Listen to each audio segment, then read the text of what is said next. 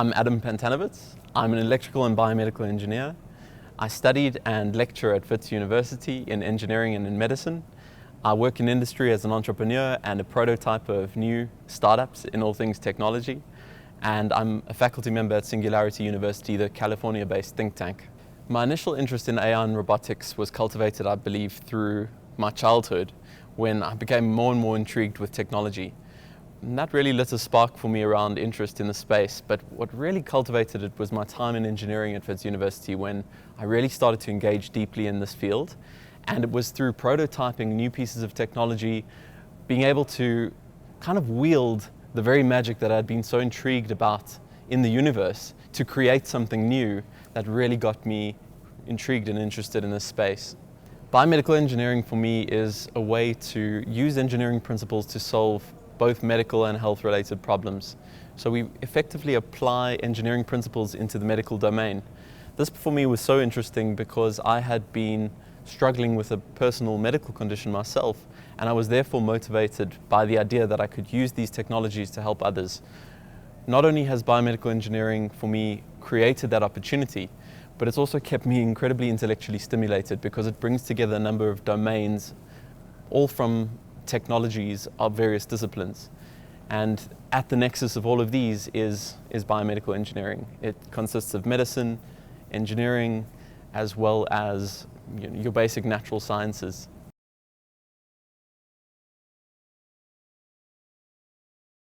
AI and robotics are two connected disciplines. I would say that AI, artificial intelligence, is really an encompassing field that consists of a number of different subset fields, such as machine learning.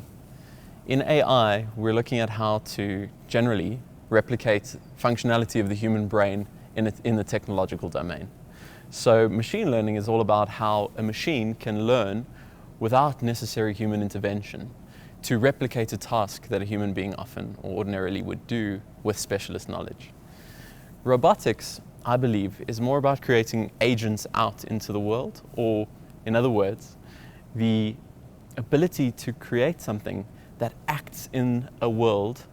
It could be the real world or an alternative world, like a simulation. But robotics is about getting something to do something in the real world, some activity or action that is taken that would allow for some purpose to be fulfilled in the real world. On a day-to-day basis, I often work with cloud computing. And what this means is that I leverage a big cloud computing provider to give me access to remote computers that I then use to solve a problem. So a lot of the time that I'm working, I spend hacking away at new pieces of prototypes that I leverage on cloud computing to create a prototype or a machine learning system that I can then evaluate. And cloud computing really enables me in this because I can scale up on systems massively and very quickly and at low cost, and then scale down on those systems once I'm completed whatever it is that I'm trying to solve.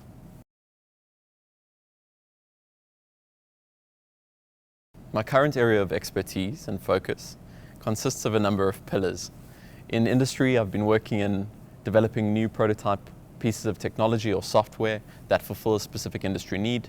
An example of that is a business called Aura, which I've been a co-founder of, which aggregates and makes more accessible armed response so that people who are in need can access an armed response network. In academia, which is another pillar, I've been involved in lecturing, and I've been involved in a lot of research. So right now I'm doing research into different areas of the brain, specifically looking at how the brain functions at a fundamental level, using some measurements and principles from electrical engineering, and I've got a number of new projects on the horizon in this space. And I'm also looking at different AI applications in medicine at the moment. One of those applications is to automatically determine body mass index from photographs using machine learning. Another application that I'm working on is to try and look at quality control in laboratory medicine to try and improve the quality of laboratory medicine outcomes so that errors are reduced, which is a multi-billion-dollar problem and causes a lot of loss of life internationally. Those are the types of areas that I'm currently engaged with. Some of the projects that we've worked on in the past have really been around this theme of hacking humans, as we call it. What we mean by that is looking at the human body as a system, looking at the human body as something that we can interact with and interface with. So some of the projects we've worked on at WITS have been, for instance, a sign language interpretation system, which allows a person who's deaf, who wants to communicate with a non-sign language speaker, to effectively speak out in real time the words that they're spelling out using their sign language. So that allows a person who doesn't speak sign language to effectively communicate. And we've looked at these types of systems in a variety of ways. From the perspective of trying to aid disabled people, we've created systems that use light transmission through the brain to control the environment of the room. So for instance, we may switch on and off a light using light, depending on where the person looks. Another example is to move a wheelchair, where we've been able to move a wheelchair using eye movement.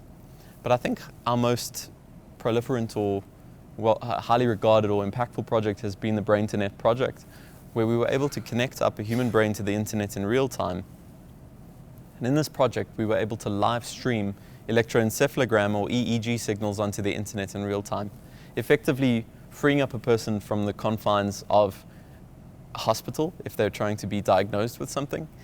And then more so, it's a proof of concept about how we as human beings could potentially delocalize elements of ourself into the future onto these networks.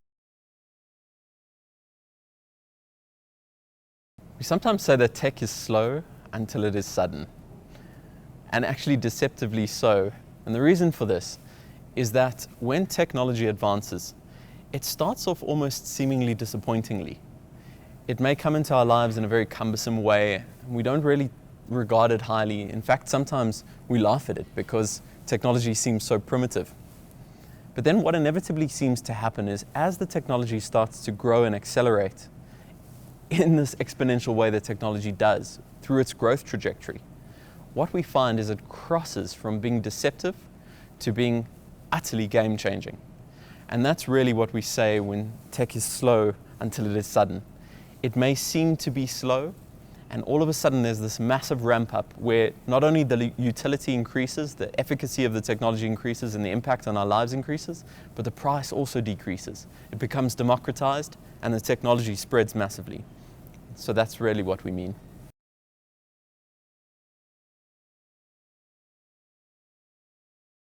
I believe that technology is having a massive impact on healthcare and will continue to do so into the future. There are a number of reasons for this. The reason that technology is going to be so impactful on healthcare is that there are a number of pillars of healthcare or touch points at which healthcare can be influenced. I like to look at healthcare as this holistic system that can be looked at different levels of zoom or abstraction. And at each of those levels, technology is and will intervene. There's no doubt in my mind that the interventions that technology can bring about in healthcare will not only be impactful in terms of individual patients, but also in practitioners in the way that they engage in their daily work. So if we look at healthcare as this end-to-end system, at each level of zoom, from a cellular level all the way to a public health level, technology is impacting healthcare. Specifically, if we look at, for instance, an individual patient, nowadays patients have become much more empowered in terms of their data, having access to their data and having access to information online. This is, of course, from a healthcare perspective, a double-edged sword. On the one hand, we have patients who are much more empowered and much more in control of their healthcare trajectory.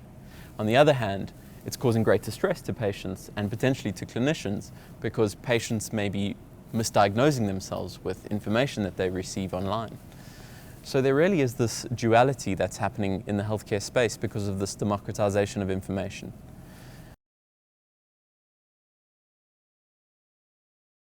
As human beings right now, we perceive this frontier of technology to be external to us. But the strange thing is that actually we participate greatly in this frontier. We are the very people bringing about this change of technology. So it's somewhat ironic that we are so afraid of technology when actually we are in control of it. We are bringing it about, and it actually should serve us. And I think that applies greatly in healthcare. I think that as professionals, we perceive that we're going to have a time when we'll be utterly disintermediated from our businesses or from our practices. And as healthcare professionals, I think with the new technologies on the rise, healthcare professionals feel a level of anxiety around the same thing. But what is an overwhelming trend in technology right now is that technology can augment us. It can make us better at what we do, and I think it can help us to scale our abilities. An example that I like to draw on is that of radiology, where internationally there's a great shortage of radiology in many countries. Now, through the onset of telemedicine, we can leverage these types of remote systems to allow a radiologist to diagnose a patient that they may never have actually met. Of course, this can happen at some level of scale, and a radiologist could then be overseeing a number of simultaneous diagnoses. So the very specialist knowledge that is encapsulated in a current professional can be potentially leveraged into a system to achieve healthcare at better scale and improve health outcomes out there.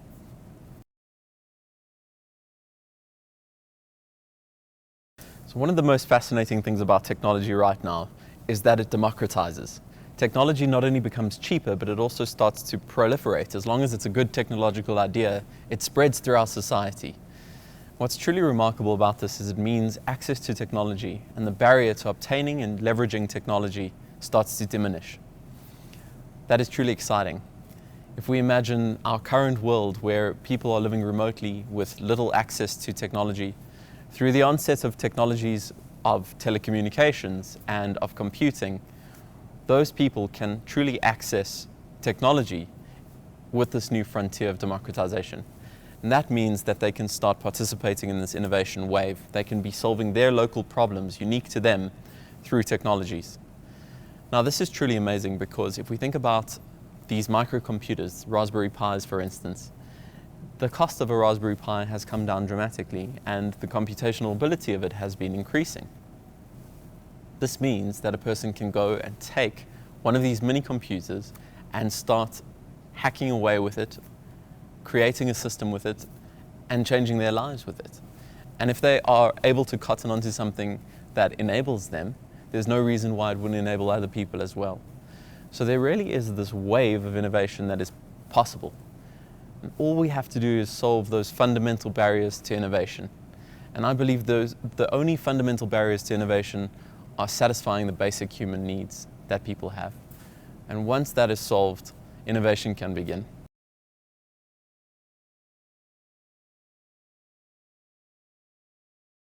We are undergoing a technological revolution.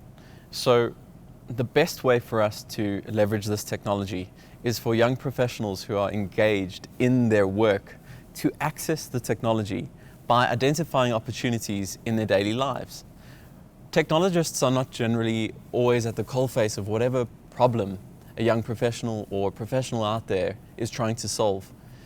For us as technologists, we often rely on other people to spot opportunities before we're able to work on them because we're decoupled or buffered from those problems. So there's no one better out there to innovate with technology. And technology brings out great opportunity for innovation. It's about really spotting that opportunity and then leveraging technology to do so. And I've often said that the barriers to innovation that we perceive are actually somewhat artificial. We've demonstrated on a number of occasions that for very low cost and at very high speed, we're able to deploy a team of engineers who are able to solve a given problem. Now, certainly we don't solve it to commercial completion, but we certainly have a prototype. And with that prototype, we could go and raise funding or continue iterating with it or testing it out in the market as a minimum viable product, effectively showing that the barriers to innovation are not as great as we believe, and we can access these technologies to go out and innovate. As entrepreneurs, I believe that we may face barriers or boundaries, and we may drop out at those points. And in fact, whenever we're solving problems, we always encounter these boundaries or barriers that we hit up against. And I think that's a big filter. If you have an idea, for instance, that you're working on, and you want to execute on that idea, but you hit a barrier or a boundary, that idea may never see the light of day. So no one ever knows about it, no one ever knows about the challenges that you faced. And similarly, other entrepreneurs who are dealing potentially with the same problem would potentially persist through those problems.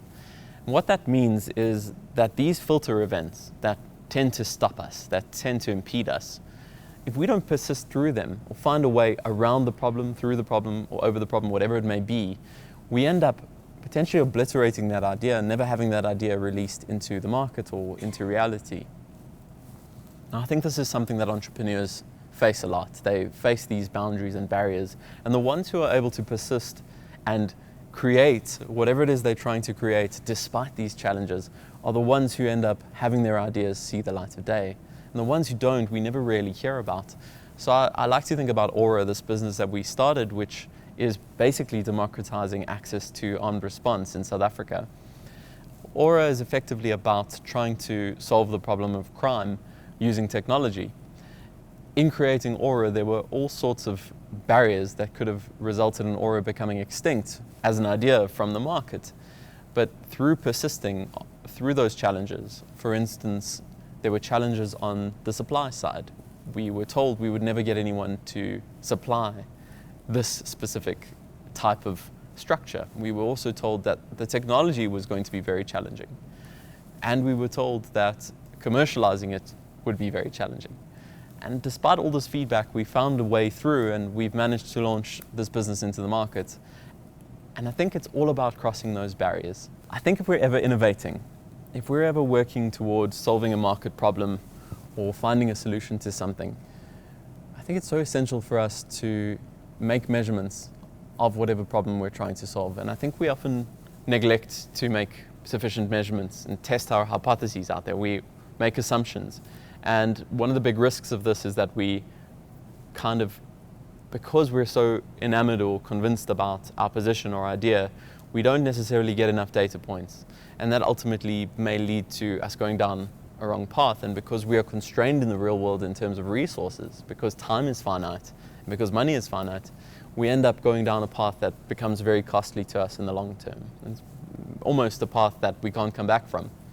So it's so essential not only to prototype and to test the prototypes out in the market, but it's essential to do so quickly, to rapidly prototype. And I believe this engineering or hacker mindset really equips us for this. The ability to leverage an idea, but to get a prototype of that idea out really quickly. That's really what the hacker mindset is about.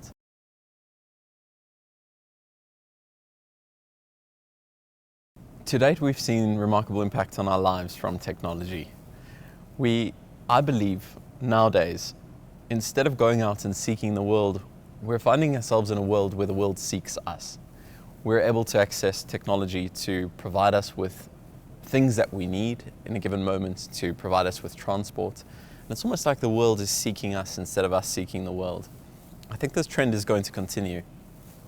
The way I think it's going to be so impactful for us is in the world of personalization.